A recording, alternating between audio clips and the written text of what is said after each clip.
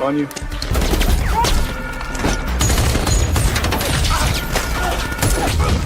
A Delta Force team fights for survival as an Air Force drone pilot becomes its eyes in the sky. You are having a very pleasant day. I'm your eyes in the sky and the bringer of doom. Is this your first mission in theater, JTAC? Second. We're going after a CIA asset that's been captured.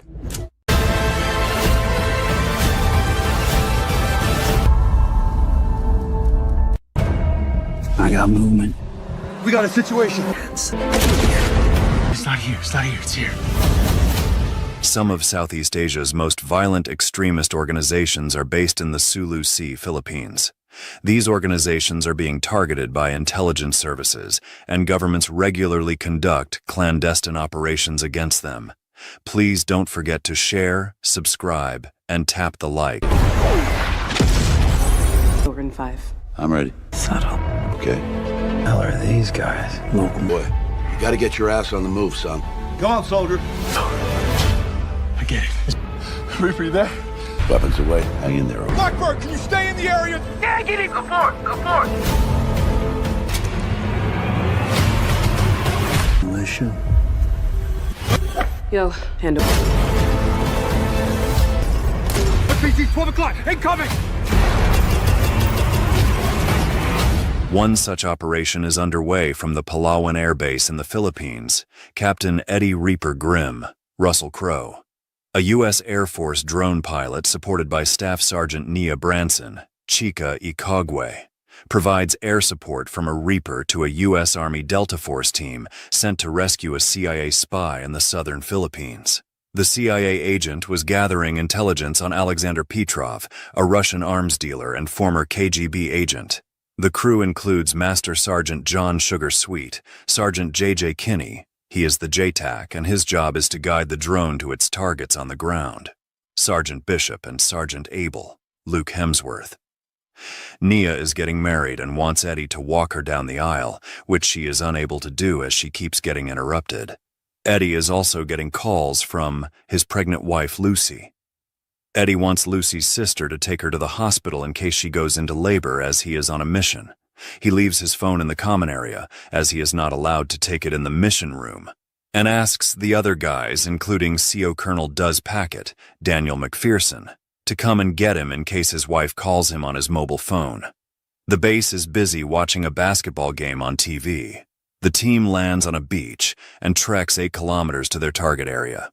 As the team gets close to their target, there is a systems malfunction, and the drone's visual data connection to the control room is disrupted. As such, Eddie and Kinney are blind as they cannot see enemy locations on the ground. Eddie pulls the Reaper drone back to the Palawan base for repairs, and there are no other UAVs in the air to provide cover. Translation. I need someone to cover. That's why you're still bitching about it. Therein lies the problem. Barbaric nature. At the end of the day, when the technology fails, the other side of those rocks. Roger. Stand by.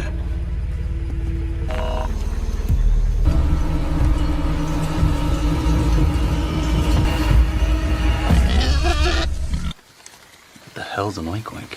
Ah, for fuck's sake. The team reaches the headquarters compound of Abu Sayyaf and positively identifies Alexander Petrov as well as Saeed Hashimi, the head of Abu Sayyaf. Hashimi is buying his guns from Petrov. After fixes, the Reaper drone reaches back on station. The team watches as Hashimi turns on Petrov and beheads his wife. The team orders the Reaper to drop a bomb when Hashimi moves to behead Petrov's son. Hashimi is also shot in the leg by the U.S. team. But this sure looks like our guy. That's Petrov, all right. Local militia? Don't know. More guys with guns in town.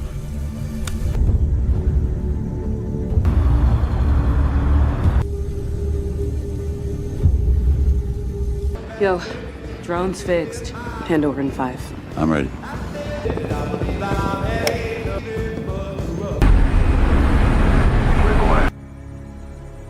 Bed with Petrov. supplies going from somewhere. Hashimi's a terrorist. She's getting stranger danger vibes for sure. Sitting in a tree. Yeah, this guy's definitely. Run! Oh, fuck.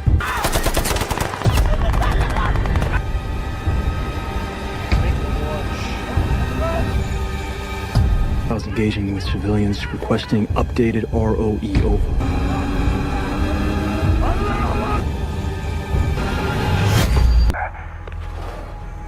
Jesus Christ. Fuck me. What the fuck? اطرف أنا الشيطان راح شلك روحك من مطرح يا أخو شر. Lava for kid's head. What the fuck?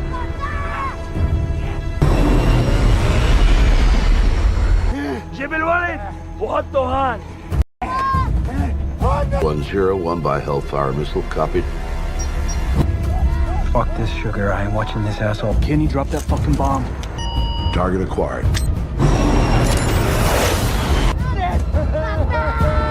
Diversion. Weapons away. Impact 30 seconds.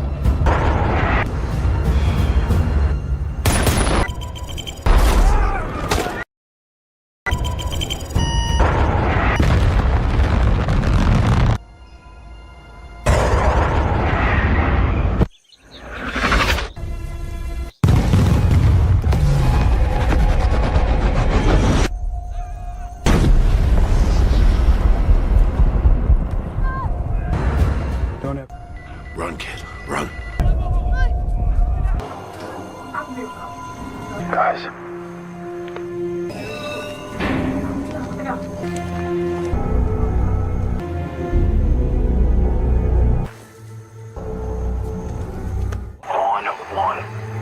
Abel, you're taking center. Bishop, extreme. Kenny, you've got hostiles directly below you. Do not move. Do not even breathe.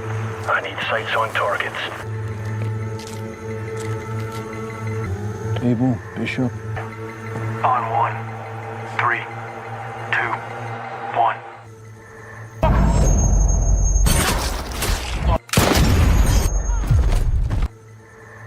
Abu Sayyaf responds with RPG attacks, which strike the team, before Kenny can ask Eddie for a missile strike against the terrorists.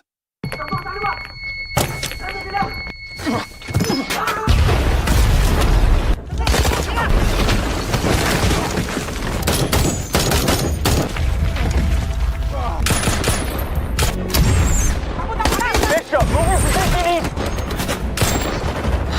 Got it.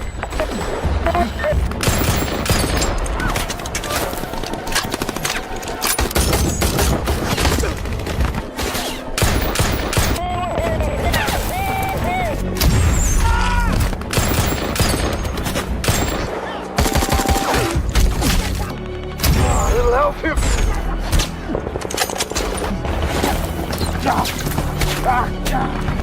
Kitty, I need you to lay down.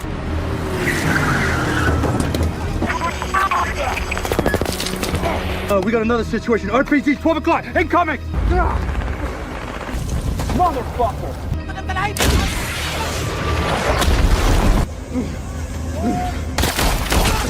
Stay still, asshole. Ryan, buddy. Okay. Yeah, you're good, man. You're good. You're good. I got you. I'm good. I'm good. You're good. Abel is down. Abel is down. Oh, fuck. Abel, no. Fuck. Alpha 1, this is Playboy. Abel's down. Kitty, listen to me. I need you to stay focused, Sergeant. Get yourself together. He's dead. We are taking heavy fire from two-man RPG teams. Wait, what about Abel? Abel is dead.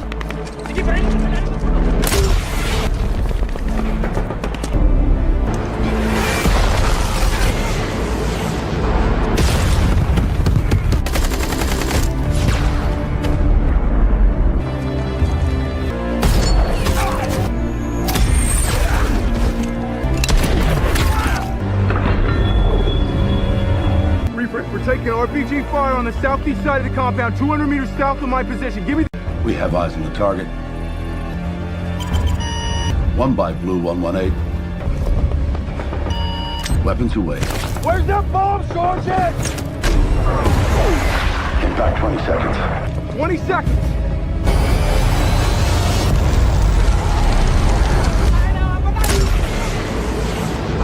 RPG, incoming! Fuck, Sugar! Sugar, Bishop!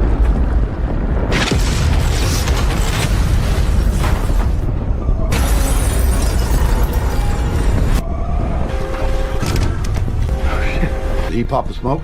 Fuck! You got eyes on him? Lost. Playboy, do you copy? I see him. After a firefight breaks out against the Abu Sayyaf, Sergeant J.J. Kinney, Liam Hemsworth, a young Air Force TACP, callsign Playboy, attached to the Delta Force team as its JTAC, is seemingly the only survivor and is directed to an extraction point, relying only on the Reaper's remote air support. Eddie constantly talks to Kinney on the satellite phone and keeps him moving, while helping him avoid hostile forces in his path. Hey, Playboy. Good news. Helicopter is inbound to the evac point. The cavalry is on the way. You gotta move, man. Let's go. Come on, soldier. Get up and go.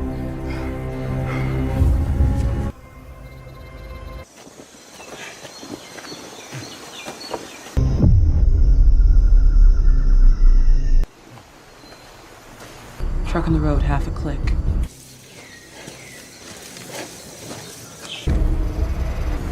Reaper. I think I'm hearing a truck. He's right. I have... East and west.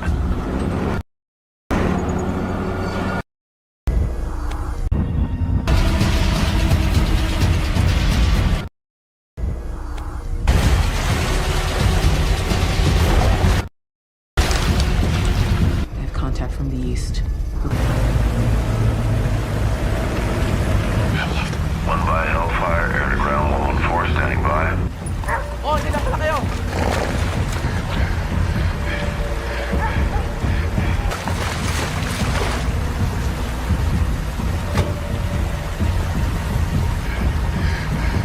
K9 coming your way. Safe to assume.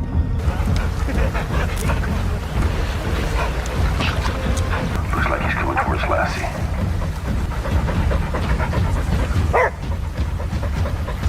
Do not move.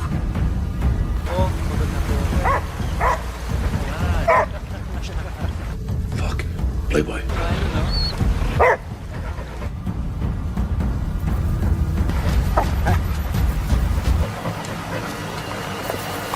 Playboy. Do not move.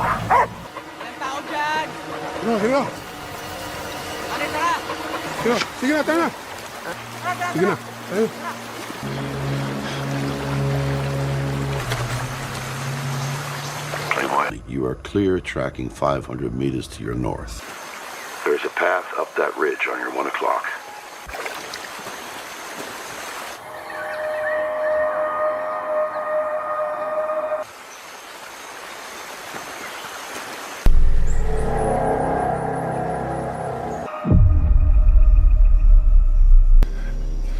I'm all right.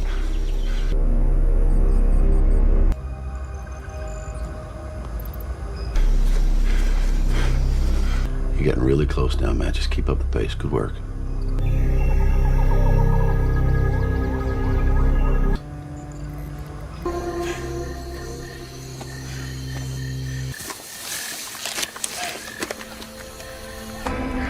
Reaper, how's my path to the LZ?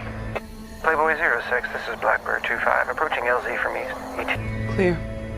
Path is clear. EA 3 mics, over. Copy. Time to get the hell out of Dodge, Playboy. Hey, drop me a line next time you're in Vegas. I have a solid hookup for Disney on Ice.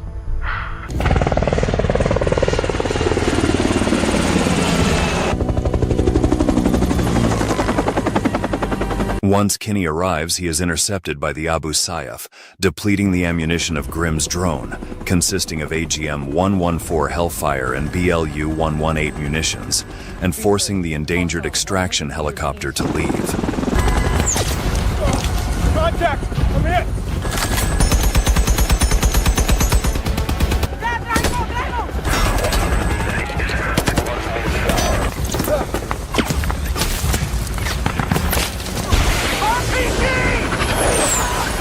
Contact Blackbird. I have multiple targets around the LZ.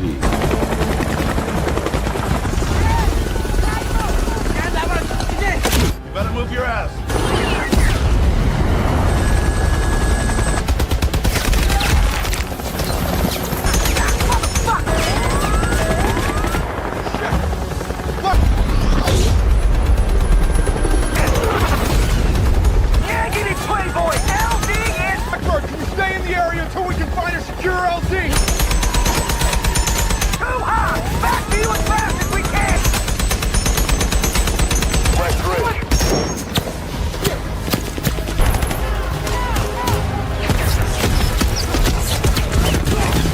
Contact Playboy. 3 more truck. Shit!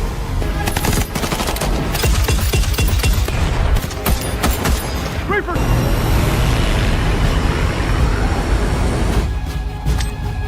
Impact 20 seconds. Hellfire, aircraft 114.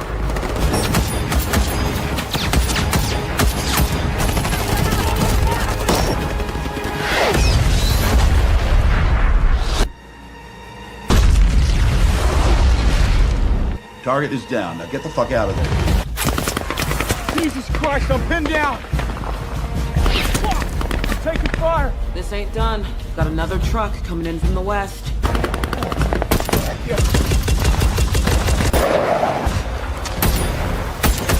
Drop everything you have! Entering point Alpha.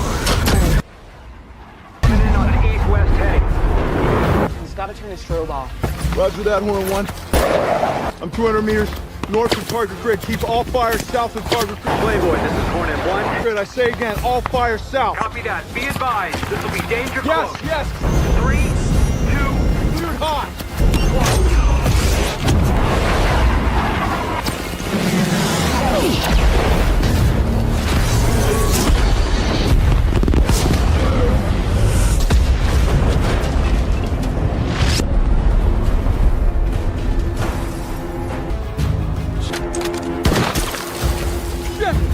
coming around for another run. Copy that. This run is going. Still taking fire from what? Copy, Blake.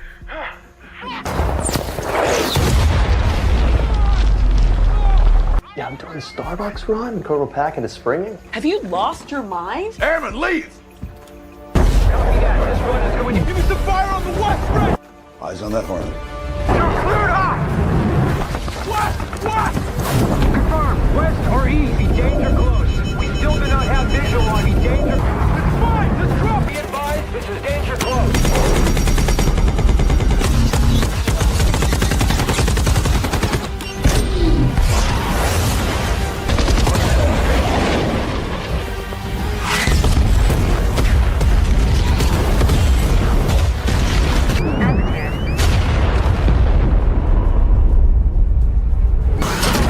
A Hornet fighter aircraft arrives on station to provide cover fire from the air, but the terrorists have surrounded Kinney from all sides.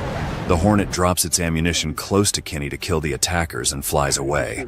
Trying to reach another extraction point, which is on the other side of a tall hill, Kinney falls down a hill and loses his rifle, runs out of ammunition for his pistol, and then gets captured. There's a clearing 2 clicks northeast of your position. Say northeast. A-firm, Playboy. This northeast is up a big fucking hill. I'm sorry, but that is the closest LZ option we have.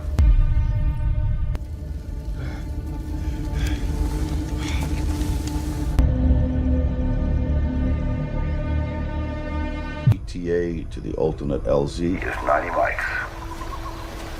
Yeah, no doubt. Hang in there, okay? How you doing, man?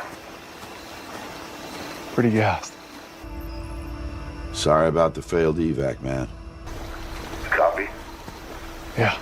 Don't trust Air Force captains. Traditionally, we are full of shit. Pine gather, son of a... 20 years.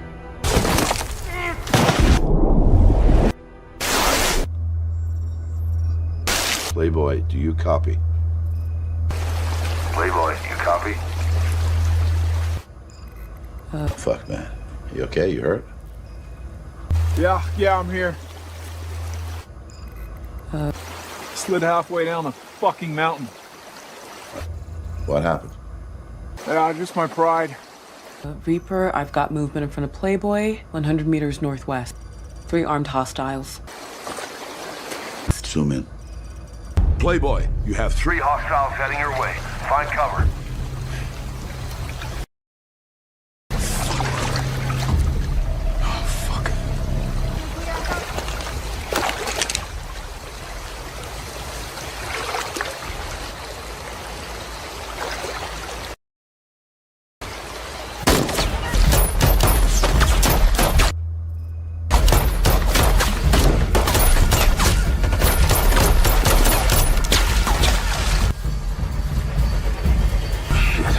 Scan forward. Keep me with him. Copy.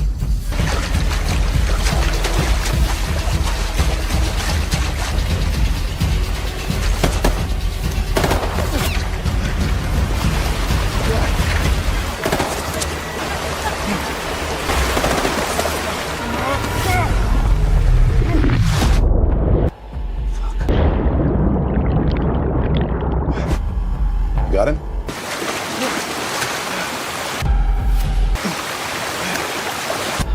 I'm looking.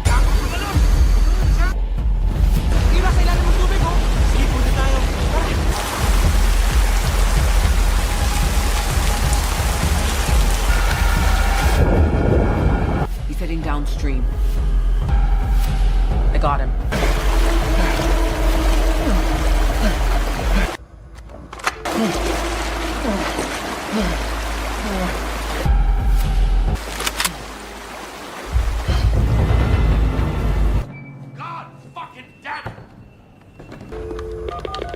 Requesting permission to stay in the chair until we get the soldier home. Get it done, you two.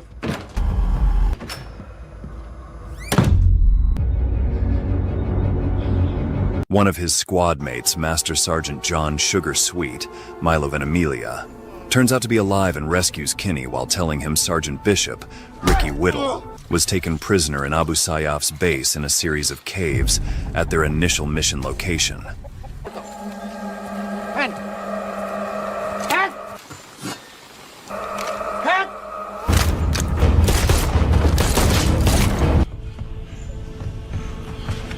Injured? Look at me. The RPG exploded on your position.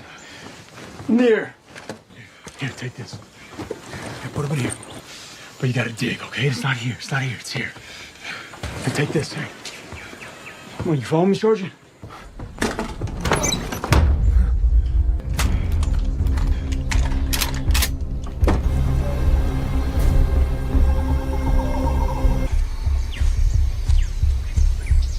Still have your battery?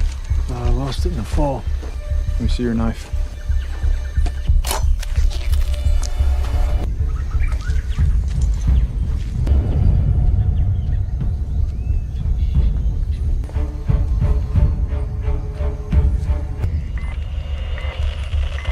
Come on, you piece of shit.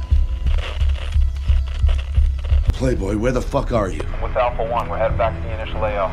No.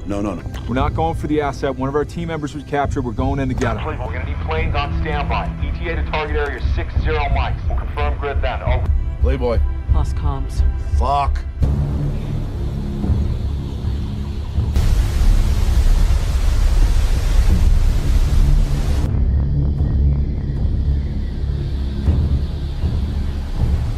What's the plan? Drop some bombs, create a diversion. You're the J-Tank, you tell me. Space them out 15 minutes apart while we go in. Sounds good. Using Sweet's radio, Kinney contacts Grimm, who schedules 3 bombings to hit the base. The first 2 bombings will be diversionary, and the third one will destroy the entire network of caves, each 15 minutes apart, before Grimm and Branson are forced by their superiors to take a leave for having exceeded their duty day. Kinney and Sweet raid one of Sayaf's facilities before being captured and taken to their prison. What's our time? 20. I need you focused, head on a swivel. If somebody comes from behind us, you say 6. If you see something I don't, you say contact left, contact right. 2 guys in the balcony. 1 guy in the tent. You ready? Nope. You? Always. Let's do it.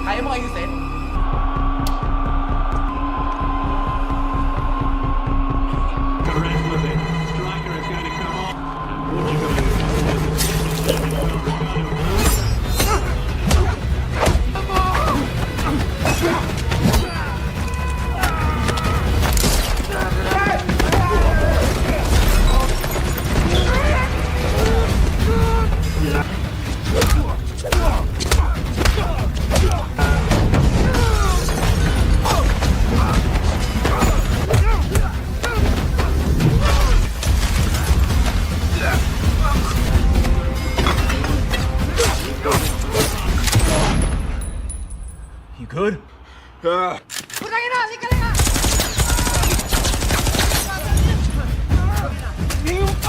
Jam. Go, go, go, go.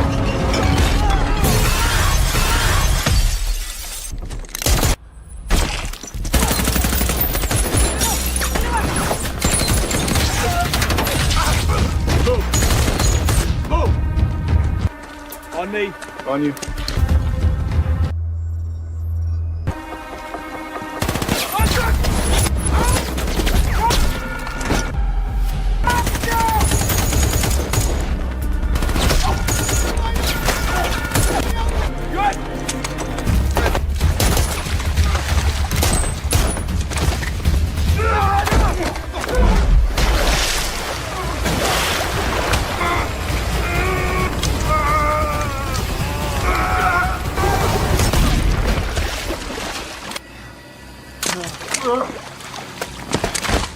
Grenade! Down!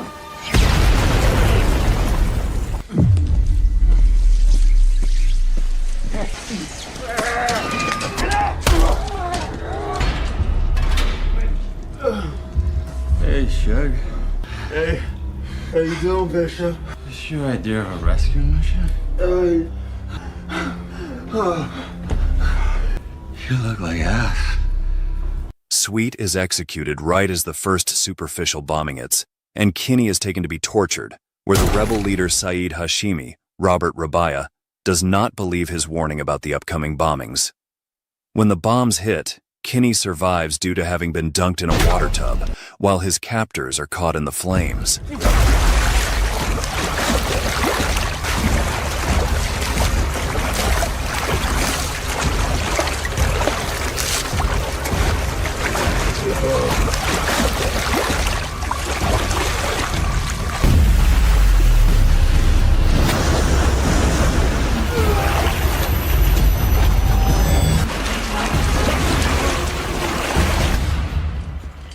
All right, let's fucking rock and roll. Zoom out 400 meters.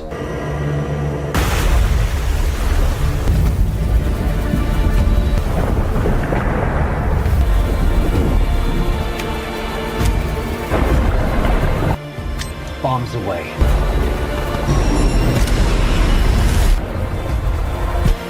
6, 5, 4, 2, 1, impact.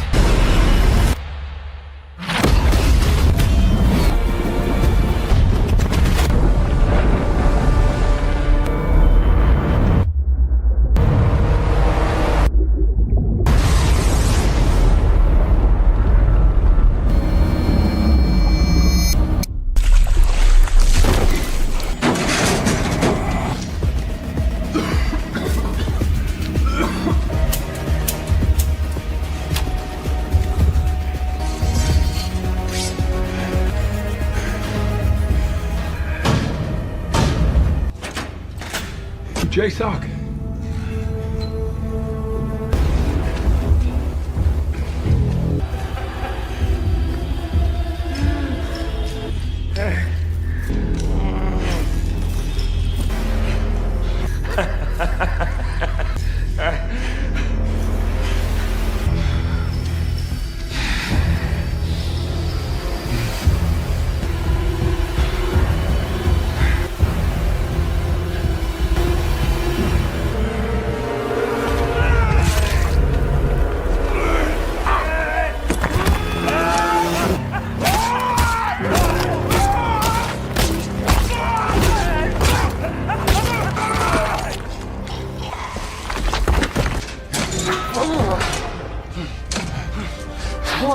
Good?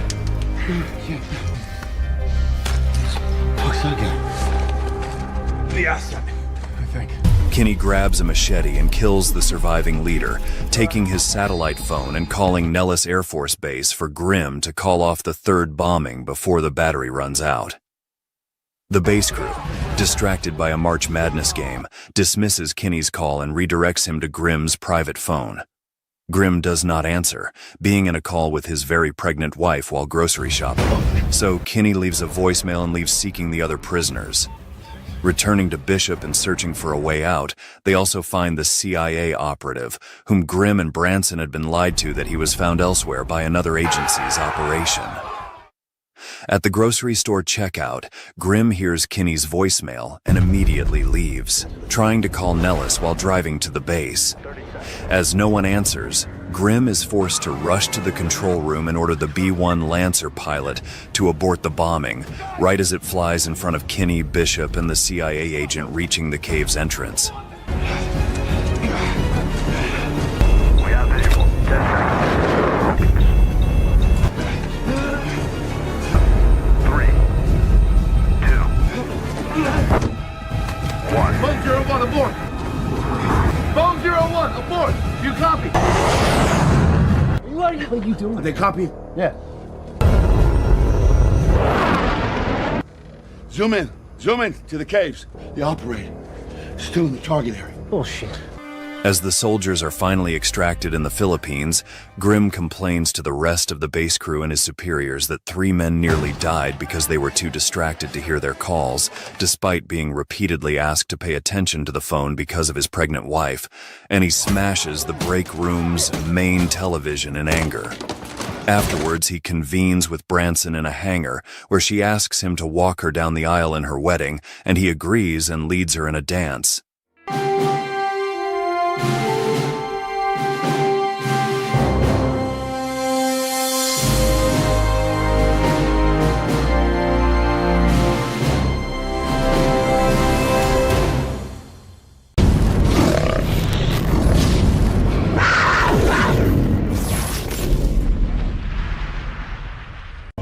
An unrelenting desire to push yourself harder and further than anyone could think possible.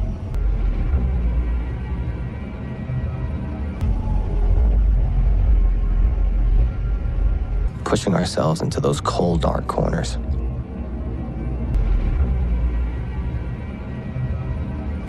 Where the bad things fight.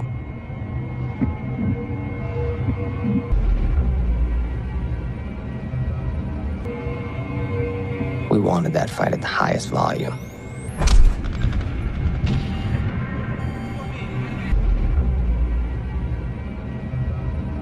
A loud fight. The loudest, coldest, darkest, most unpleasant of the unpleasant fights.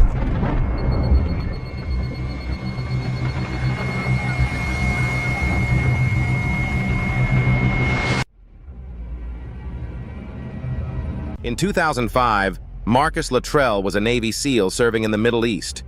He's about to be deployed to Afghanistan for a special mission, along with half a dozen of his teammates. Luttrell is a proud supporter of the War on Terror and a great admirer of President George W. Bush, a true Texan, just like him. On his flight to Afghanistan, Luttrell thinks about his relationship with the American military.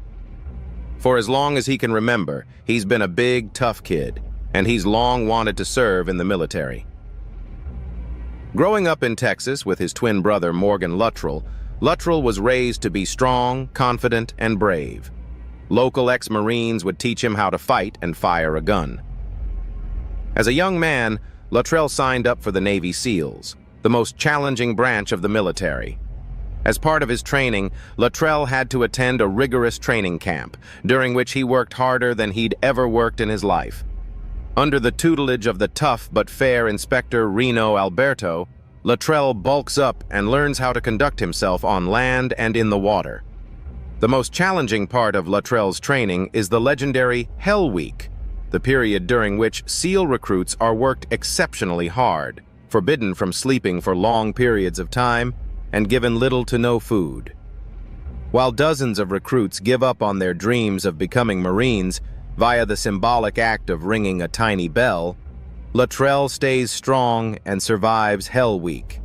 For the rest of his time in SEAL training, Luttrell learns about parachuting and firing guns, and passes courses that train him to act as a medic for his fellow soldiers. Luttrell officially graduates from SEAL training in early 2002. By this time, the American military is deploying to the Middle East in response to the terrorist attacks on September 11, 2001, engineered by Osama bin Laden, the head of Al-Qaeda. Luttrell is hot for revenge and looks forward to fighting the ungodly, wicked terrorists who planned the attacks. As he sees it, the American military needs to use aggressive tactics to defeat Al-Qaeda, as well as the terrorist organization known as the Taliban, which is believed to be cooperating with Al-Qaeda. Luttrell has no patience for figures in the liberal media who criticize the American war effort for being too harsh and unethical. Luttrell deploys to Bahrain for a short time, where he sees firsthand the widespread opposition to America in the Muslim world, especially in the Middle East. In 2005, he deploys to Afghanistan, where Luttrell believes terrorists planned the September 11th attacks. In Afghanistan, Luttrell works closely with his friends Lieutenant Michael Patrick Murphy, or Mikey, Petty Officer Danny Dietz, and Matthew Gene Axelson, or Axe, among other members of SEAL Team 10. The team's main duties include searching the Hindu Kush Mountains for wandering Taliban soldiers and tracking down important Taliban commanders. Luttrell, Danny, Mikey, and Axe are deployed on a secret mission known as Operation Red Wing. As a part of this mission, they're sent into the Hindu Kush Mountains in search of a dangerous Taliban leader named Ben Sharmak. Sharmak is responsible for killing many American soldiers, and he commands a vast army of Taliban troops. Because of Sharmak's power, it's imperative that Luttrell and his teammates have the element of surprise. In an ordinary fight, they'd be impossibly outnumbered. Late at night, the SEALs land near the village where Sharmak is suspected to be living and stake out the area. The next day, they cross paths with a group of Afghan goat herds, posing a major challenge to the mission. If the SEALs let the goat herds go, there's a good chance that the goat herds will either tell Taliban soldiers about the SEALs, or they'll be tortured and forced to reveal what they know. Nevertheless, Luttrell and Mikey are reluctant to murder innocent people, while Axe wants to kill them and Danny doesn't voice an opinion. In the end, the SEALs vote to let the goat herds go free. Within just a few hours, dozens of Taliban soldiers show up in the mountains, no doubt sent there by the goat herds. The SEALs are put in an impossible position. They fight back, killing many Taliban soldiers, but they're so badly outnumbered that they have no choice but to retreat.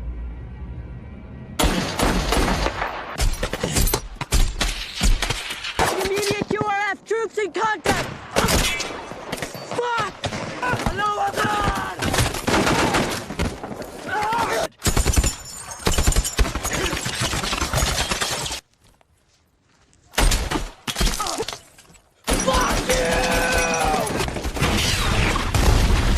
Gas the fucking radio, we're moving! Roger that!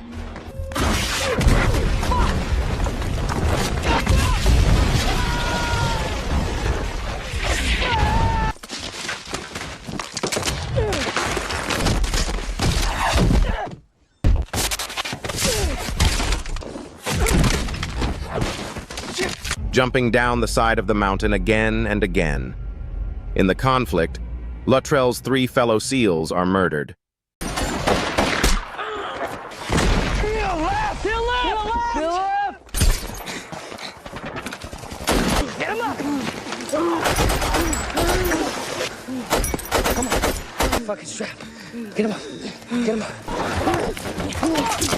Luttrell tries to care for his men since he's the team medic, but he loses his medical supplies in a fall down the mountain. In his moment of crisis, Luttrell prays to God for mercy. Amazingly, Luttrell is able to hold on to his rifle during his fall, and then he's able to hide from the Taliban troops.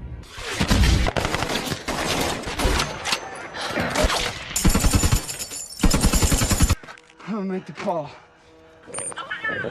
Sorry, Mike. For what? Moving, Murphy, moving! I am the Reaper.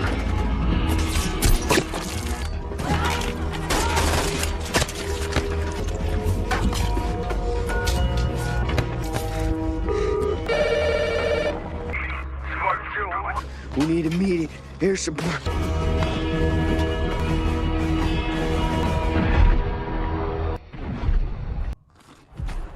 Meanwhile, responding to a distress signal put out by Mikey shortly before his death, the military sends a helicopter full of SEALs to assist in the rescue.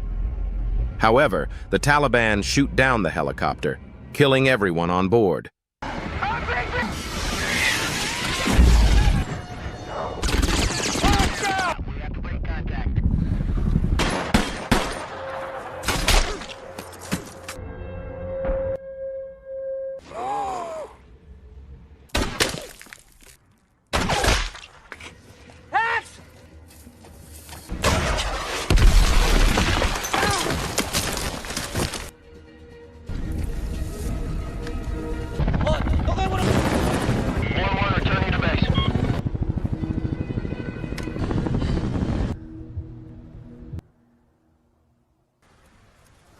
Luttrell's leg has been badly wounded in a grenade explosion and he's cracked his vertebrae.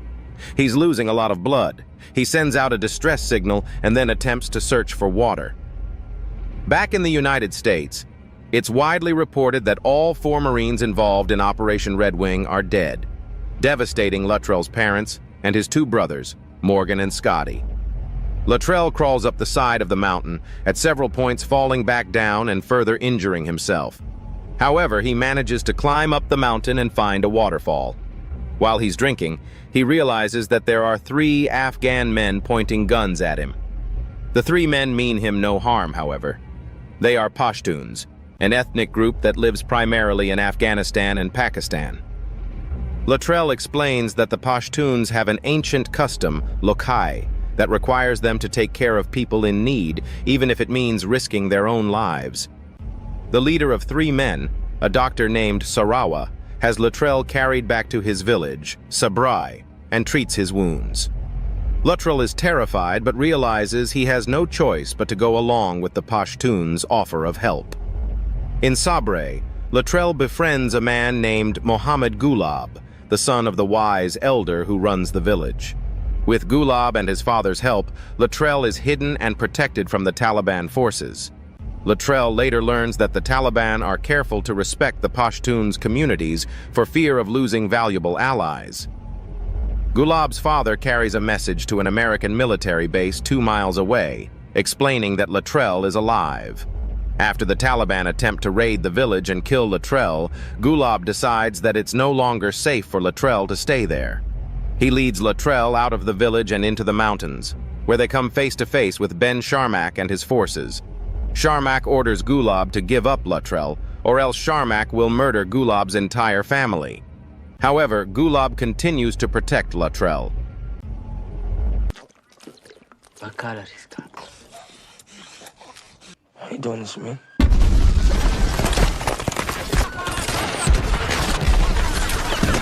Sir, we have a verified letter from Marcus Luttrell seeking assistance.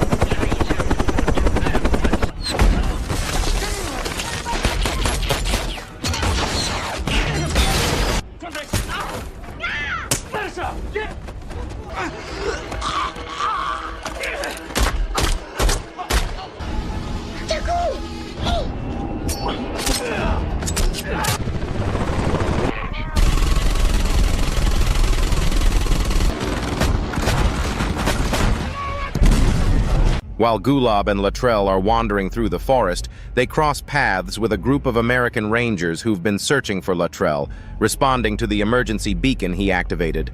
The Rangers have been searching for Luttrell for days and had begun to think he was dead. They carry Luttrell and Gulab away from the village and back to an American military base. There, Luttrell and Gulab part ways. It's an emotional goodbye for Luttrell, who has no words to convey his gratitude to Gulab for saving his life. On the military base, Luttrell receives medical treatment for his wounds. He's eventually sent back to America, where he reunites with his family and friends.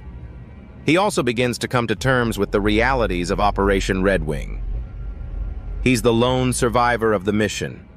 Luttrell travels across the country, visiting the relatives of his deceased teammates and offering his condolences. Luttrell is proud to have served the American military and feels certain that, if given the option to go back in time, he'd volunteer for the SEALs once again, without a second's hesitation. Thanks for watching.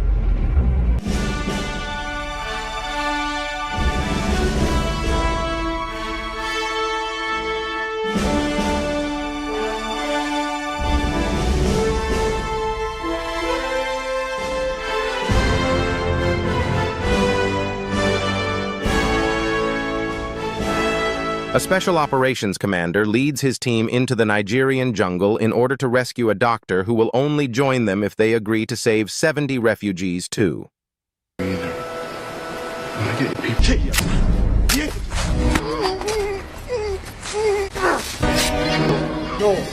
You got it. Go. Go. Keep your eye on the package. Roger that. Hold it. This is your kit. It's Aaron. It's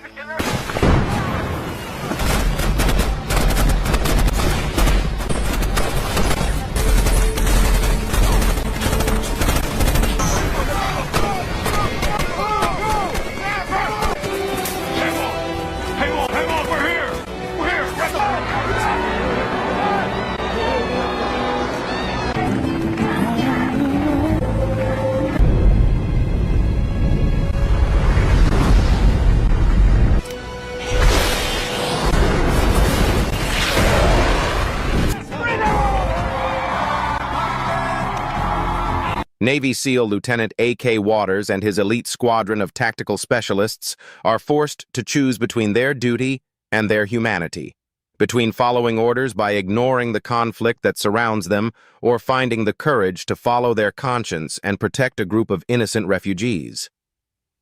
When the democratic government of Nigeria collapses and the country is taken over by a ruthless military dictator, Waters, a fiercely loyal and hardened veteran, is dispatched on a routine mission to retrieve a Doctors Without Borders physician, Dr. Lena Kendricks.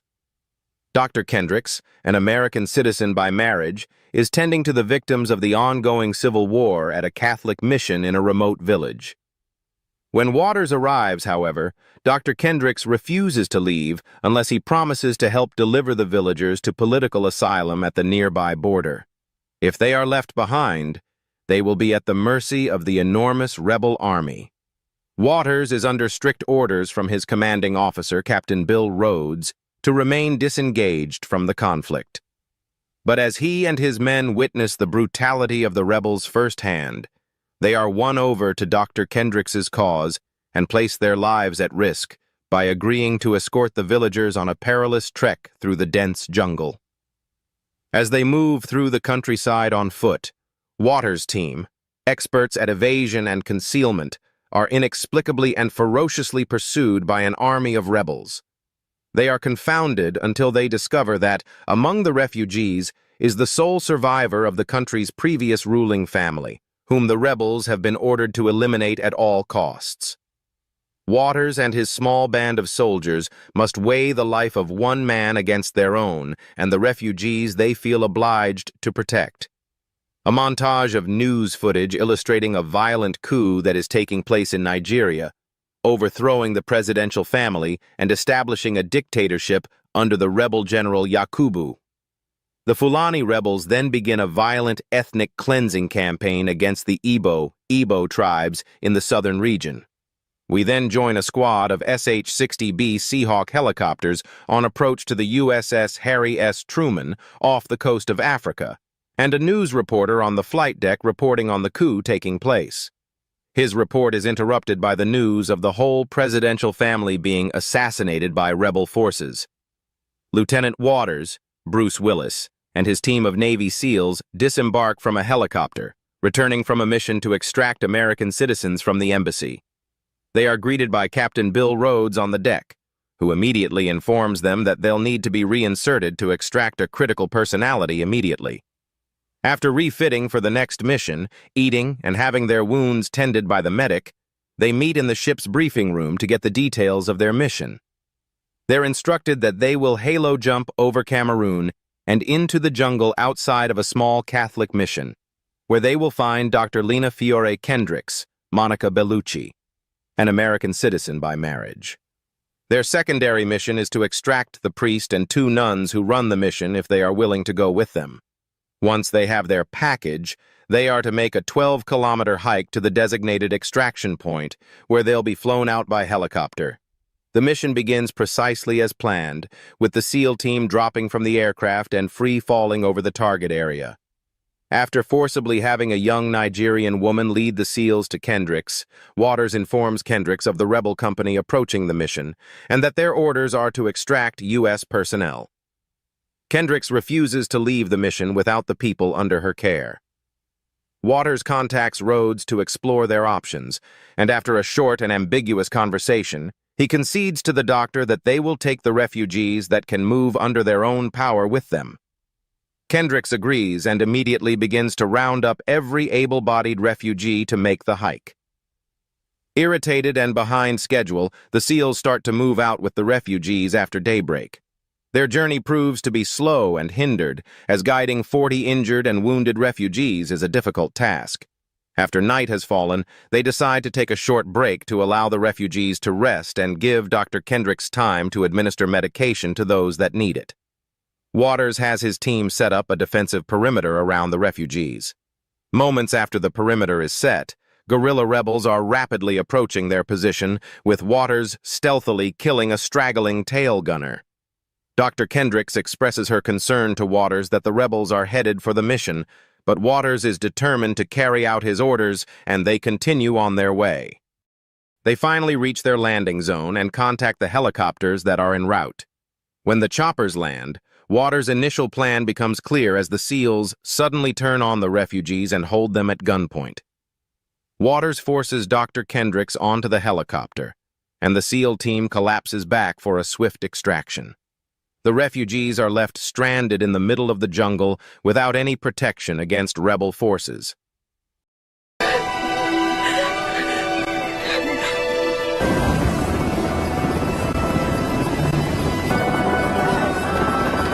saw this on the way in.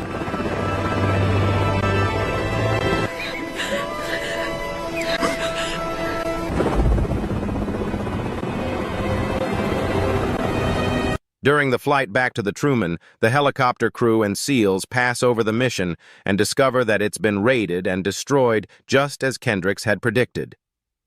Feeling a deep conviction, Waters orders the helicopter to turn around and regroup with the refugees.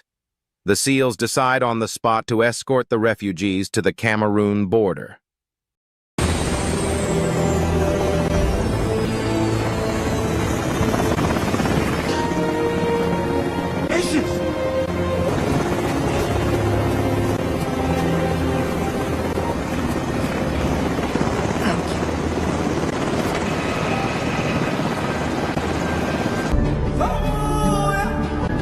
During the trip, the SEALs discover that they are being tracked by a large body of rebel soldiers while using satellite scans of the area. Their pursuers are having mysterious success in their tracking of the SEALs.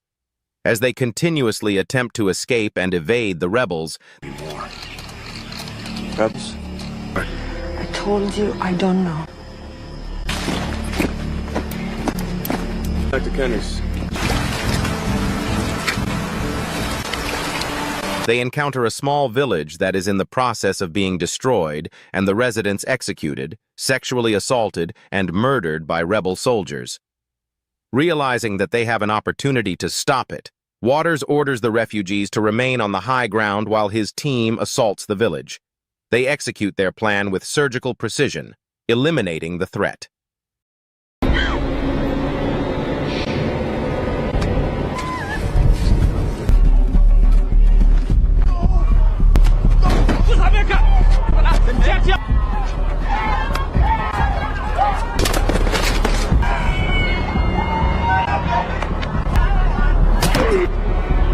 It's okay. Active.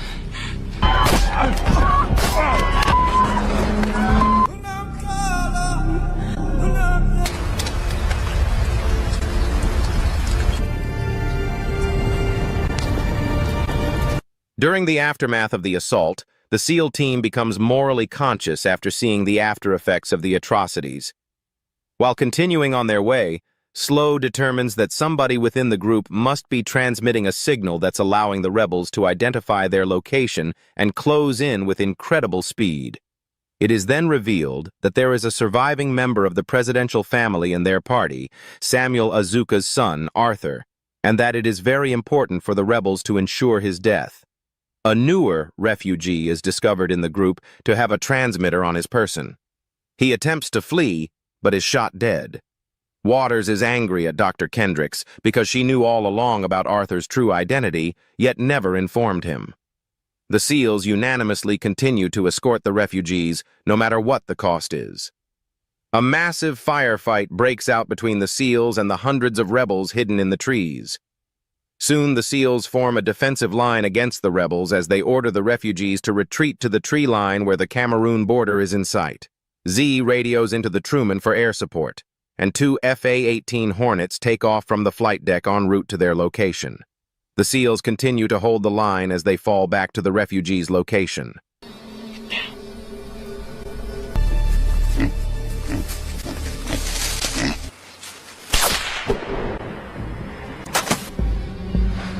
I got hit.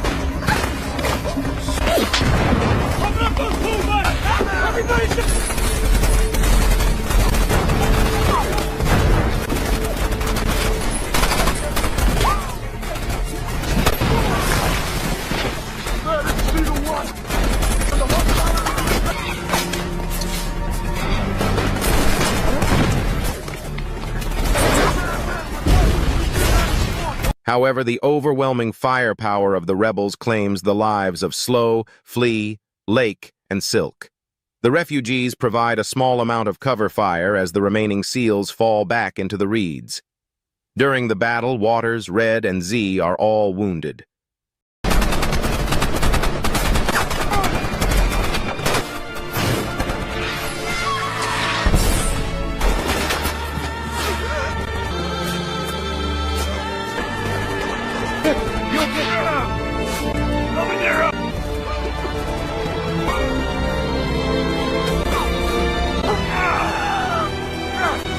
The planes forming the airstrike radio into their location. The SEALs mark the ground with a smoke grenade and order the pilots to fire on everything between the tree line and the smoke. Arthur and Dr. Kendricks are scrambling to the gate when they hear the thunderous roar of their birds on approach.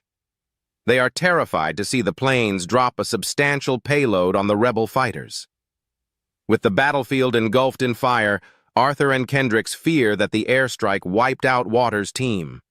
Waters, Z, Doc, and Red emerge from the grass as helicopters land on the other side of the Cameroon border as Captain Rhodes orders the guards to open the gate and let the SEALs and refugees in. A group of Marines then escort the SEALs to the helicopters, where their wounds are tended to. Dr. Kendricks says her goodbyes to her friends and departs on the same helicopter with Waters. The final scene depicts the refugees recognizing Arthur as the tribal king and rightful heir to Nigeria, and he raises his hand, exclaiming, "Freedom!" as his fellow Nigerians celebrate around him. In the closing title, we see the quote, "The only thing necessary for the triumph of evil is for good men to do nothing," by Edmund Burke. Thanks for watching. Please don't forget to share and subscribe.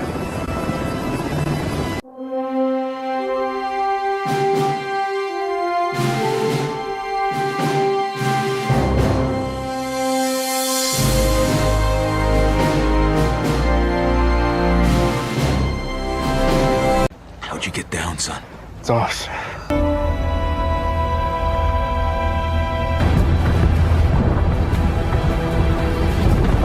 Get up.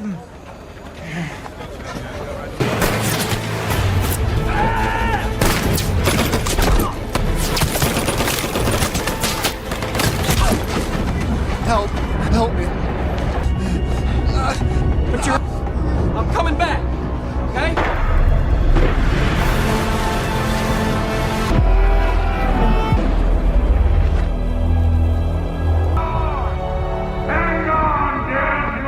And young men stumble and fall, but those who hope in the Lord will renew their strength.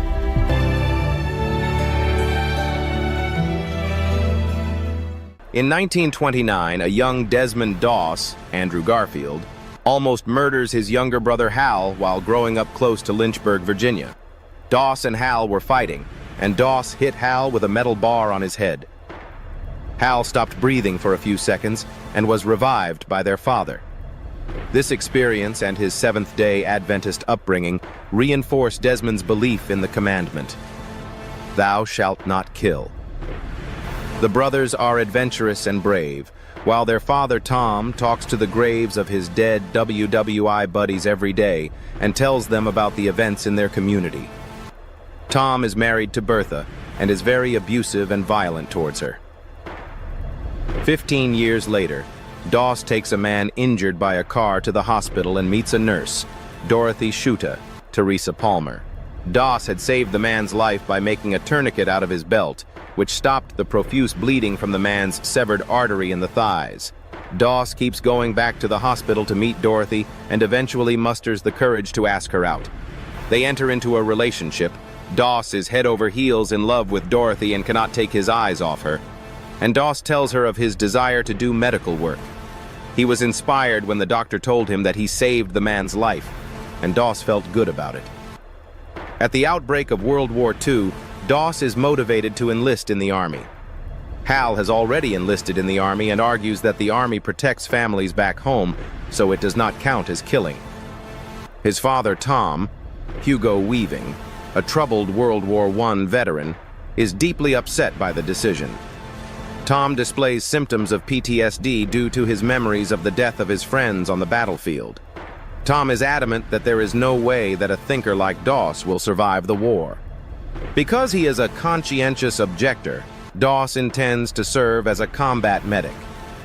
Before leaving for Fort Jackson, South Carolina, he asks for Dorothy's hand in marriage, and she accepts. Dorothy gives Doss her copy of the Bible and asks him to keep it close to his heart.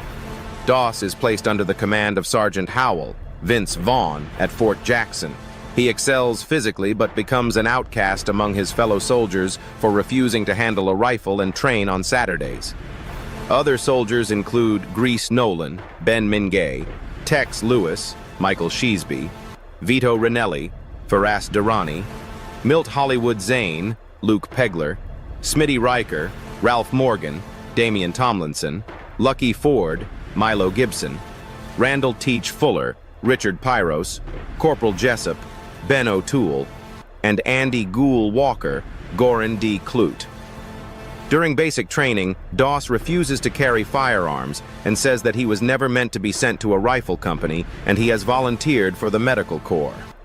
Captain Glover refuses to transfer Doss, even thought he won't kill anyone or work on Saturdays. Colonel Stelzer, Richard Roxburgh, orders that Doss can serve as a medic if he completes all other areas of his basic training. Howell and Captain Glover, Sam Worthington, attempt to discharge Doss for psychiatric reasons, but fails. The camp doctor reports that Doss has unique religious views, but this does not qualify for a Section 8 discharge.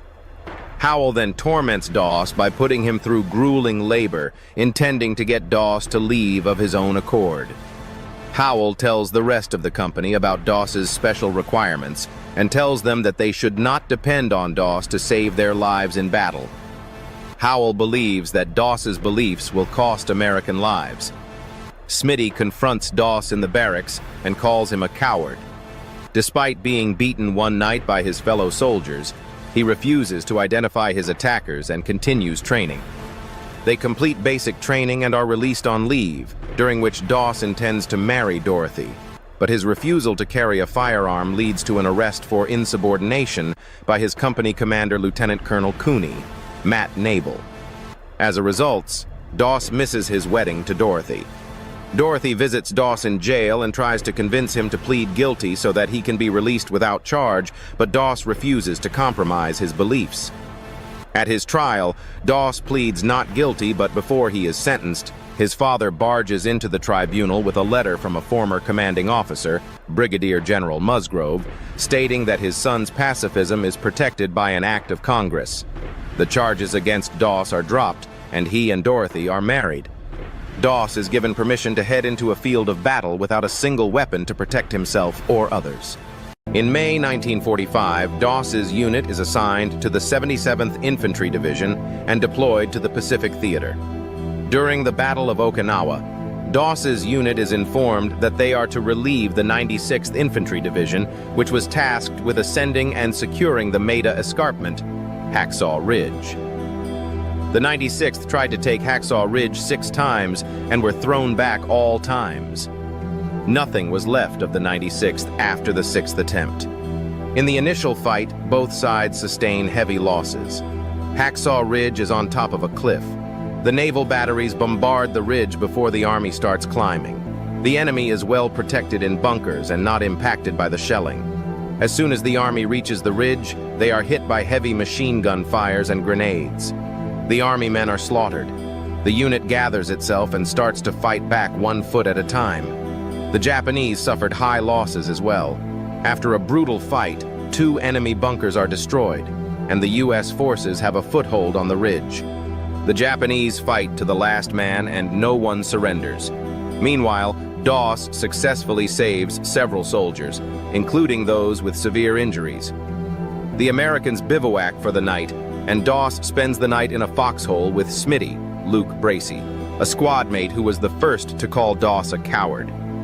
Doss reveals that his aversion to holding a firearm stems from nearly shooting his drunken father, who threatened his mother, Bertha, Rachel Griffiths, with a gun.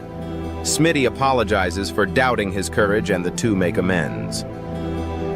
The next morning, the Japanese launch a massive counterattack and drive the Americans off the escarpment. Smitty is killed, and many Americans, including Howell and several of Doss's squad mates, are injured and left on the battlefield. Doss hears the cries of the dying soldiers and decides to run back into the carnage.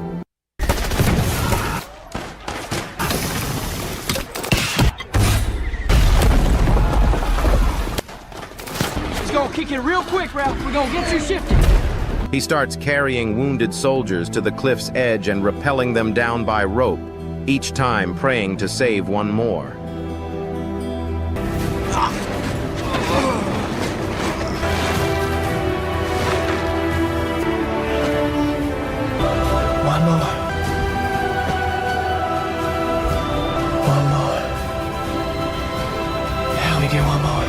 The arrival of dozens of wounded, once presumed dead, comes as a shock to the rest of the unit below. Doss survives by discovering the network of Japanese tunnels. When day breaks, Doss rescues Howell and the two finally escape Hacksaw under enemy fire.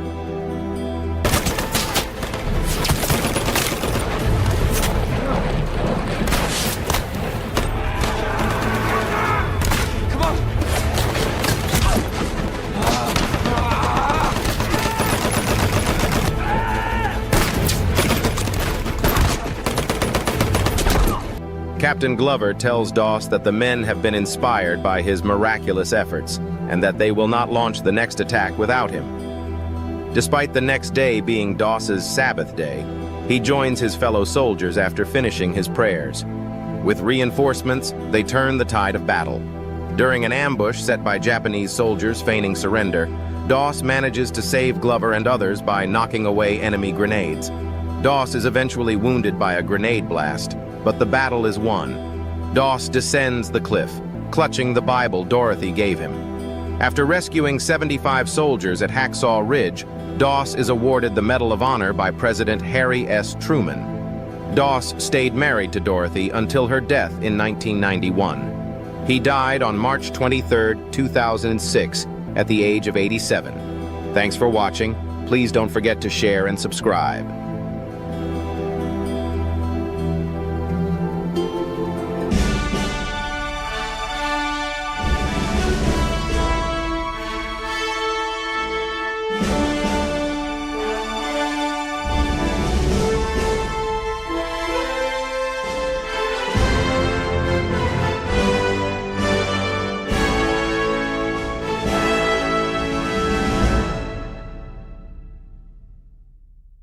Chris Kyle, the deadliest sniper in U.S. military history, was raised in Texas after birth.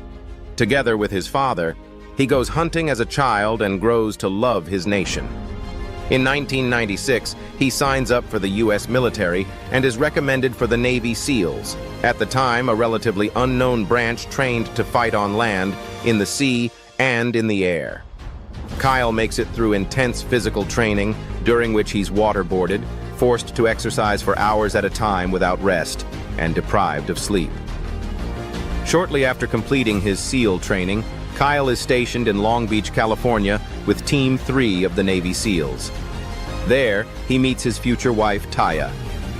Taya is attracted to Kyle in part because he's unusually humble for a SEAL. At one point, he tells her, "I'd lay down my life for my country." Kyle is stationed in California on September 11, 2001. He's horrified by Al-Qaeda's terrorist atrocities and wants to deploy to the Middle East as soon as possible. In the end, it takes almost 2 years for Kyle to deploy. During this time, Kyle continues to train rigorously for combat. He also marries Taya. Shortly after their honeymoon, Kyle ships out to the Middle East for his first tour. In the Persian Gulf, Kyle works with Team 3 to raid Iraqi oil tankers suspected of sneaking oil out of the country. He finds that he enjoys firing a gun and feels badass in active combat. In spring 2003, Kyle and the rest of Team 3 arrived in Iraq as part of Operation Iraqi Freedom, the operation designed to liberate the Iraqi people from the dictatorship of Saddam Hussein. In Iraq, Kyle's duties include raiding houses, securing oil fields, and fighting small groups of insurgents. He develops a deep hatred for the insurgents, many of whom are fundamentalist Muslims, who are trying to kill him and his friends. Kyle returns from his first deployment and reunites with Taya Kyle. Taya immediately notices that her husband has changed. The war has made him moodier and angrier. While back in the U.S., Kyle attends sniper school and learns how to shoot accurately from incredibly long distances. Kyle is only an average sniper, he admits, but while stationed in Iraq, he has ample opportunity to shoot insurgents. Before shipping back to Iraq, Taya gives birth to their first child, a baby boy. Taya begins to hate Kyle for leaving her to take care of their child.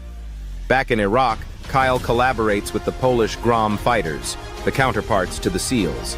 He raids apartment complexes suspected of harboring insurgents and provides sniper backup for his friends. Kyle finds that he feels little guilt or hesitation about shooting insurgents. He knows he's doing the right thing. On his second deployment, Kyle earns a bronze model for valor. Kyle returns from his second deployment, and Taya finds it even more difficult to talk to him than usual. Kyle struggles with the pace of civilian life and sometimes wakes up screaming in the middle of the night. However, he begins to bond with his child. Taya senses that Kyle is guilty about some of his actions in Iraq, but doesn't want to ask him about what he did. She admires her husband greatly for his service to their country. Kyle returns to Iraq, which has been liberated from Saddam Hussein. The country is full of dangerous insurgents, and Kyle and the SEALs work hard to make the city of Fallujah safe. Kyle also spends a short time near the Euphrates River, where he provides sniper backup for U.S. Marines. Kyle and his platoon are next transferred to the city of Baghdad, where they're tasked with protecting democratic officials as the country prepares for its first elections. Privately, Kyle believes that democracy will never catch on in Iraq. He endures a few minor injuries during his time in Baghdad, but refuses to seek medical attention. He knows that seeing a doctor is a recipe for being sent home. On his third tour, Kyle amasses a huge number of insurgent kills and begins to acquire a reputation as a superb soldier. Back in the U.S. again, Kyle begins to bond with his son. However, he and Taya continue to have marital problems, especially after Taya learns that Chris is planning on re-enlisting in the military. Taya warns Chris that if he does so, she'll know that he values the SEALs more highly than he values his wife and child. Nevertheless, Kyle re-enlists. A few days before Kyle leaves for Iraq, Taya has an emergency C-section and gives birth to their second child, a baby girl. In 2006, back in Iraq, Kyle bonds with some new recruits, including a young, funny SEAL named Ryan Job and an older, charismatic SEAL named Mark Lee. Kyle hazes the new SEALs along with his friends, but comes to consider both Lee and Job good friends. Kyle and his fellow SEALs are deployed to the region of Ramadi to fight insurgents. The SEALs are also tasked with training Iraqi soldiers and police officers. However, Kyle finds this work to be useless, since most Iraqi soldiers and police officers are lazy and undisciplined. Kyle and the SEALs also fight in the Battle of Ramadi, when American troops take over the city. On this tour, Kyle learns that he's acquired the nickname the Devil of Ramadi. Insurgents know that he's a deadly sniper and have put a huge bounty on his life. Nevertheless, Kyle continues with his work, providing backup for the troops and raiding Iraqi houses, which the military quickly converts into bases. One day, Kyle leads a group of SEALs through Ramadi and tells Ryan Job to stand on one side of the street. Because of where he stands, Job is shot in the head by an insurgent, and he ends up losing both eyes. Shortly afterwards, insurgents kill Mark Lee. Kyle is devastated by both tragedies and feels particularly guilty for Job's accident. Then, in September 2006, Kyle learned that his daughter might be dying of leukemia. He decides to go back to the U.S., though he feels guilty for leaving his soldiers behind. Back in the U.S., Kyle learns that his daughter is going to live. He begins drinking heavily and finds that he's suffering from knee injuries he sustained over the course of his last few tours in Iraq. He spends 5 months in physical therapy to ensure that he'll be able to fight in Iraq again. Before leaving for his deployment, Kyle promises Taya that he won't re-enlist after this tour. Kyle is deployed to Sadr City, where he and his fellow SEALs raid houses and fight a group of insurgents called the Mahdi Army. While fighting in Sadr City, Kyle has several brushes with death. One day he's shot in the back, and the force of a bomb throws him to the ground. Violence is escalating in Sadr City, and Kyle tells his superiors that the military needs to fight harder rather than trying to win the hearts and minds of moderate civilians. Much to Kyle's annoyance, his superiors ignore his suggestions. Kyle finally ships out of Iraq in 2008. He's tempted to re-enlist, but ultimately decides not to because of his promise to Taya. Back in the U.S., he reunites with Ryan Job, with whom he remains good friends until Job's tragic death from surgical complications. Kyle also found a shooting school with an old friend. He cuts back on drinking, goes to counseling with Taya, and decides that he wants to remain married to her. Looking back, he decides that his time in the SEALs has made him a stronger, better man. Ride the beat when you rock the mic. Put your foot on the gas and eat a red light. Ride the beat when you rock the mic. Put your foot on the gas, make a left, go right. Ride the beat when you rock the mic. Put your foot on the gas and eat a red light. Ride rock the mic. Put your foot on the gas, make a left, go right. Ride the beat.